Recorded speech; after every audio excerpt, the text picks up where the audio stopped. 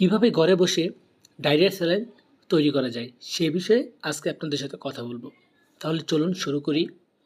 ঘরে বসে ডায়রিয়ার স্যালাইন তৈরি করার জন্য আপনাকে চিনি 6 চা চামচ প্রায় 30 গ্রাম, লবণ 1 চা চামচ প্রায় 5 গ্রাম, সিদ্ধ করে ঠান্ডা করা পানি 1 লিটার প্রায় 4 গ্লাস।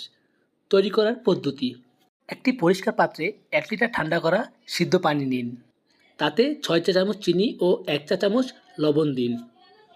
চামচ দিয়ে নাড়তে থাকুন যতক্ষণ না পুরোপুরি গলে যায়। মিশ্রণটি স্বচ্ছ এবং ঝামেলামুক্ত হলে আপনার ঘরে তৈরি স্যালাইন প্রস্তুত। সতর্কতা: অনুপাতে ভুল করলে ক্ষতি হতে পারে। বেশি লবণ মারাত্মক ক্ষতিকর। একবার বানানো স্যালাইন 12 ঘন্টার মধ্যে খেয়ে ফেলতে হবে। 1 বছরের নিচের শিশুদের ক্ষেত্রে ডাক্তারের পরামর্শ নেওয়া উচিত। প্রতিবার পায়খানার পর বা বমির পর এতে শরীরের পরিচ্ছন্নতা দ্রুত পূরণ হয়। আপনি চাইলে ঘরে বসেই খুব সহজেই ডায়রিয়ার এই স্যালাইনটি তৈরি করতে পারেন। ধন্যবাদ।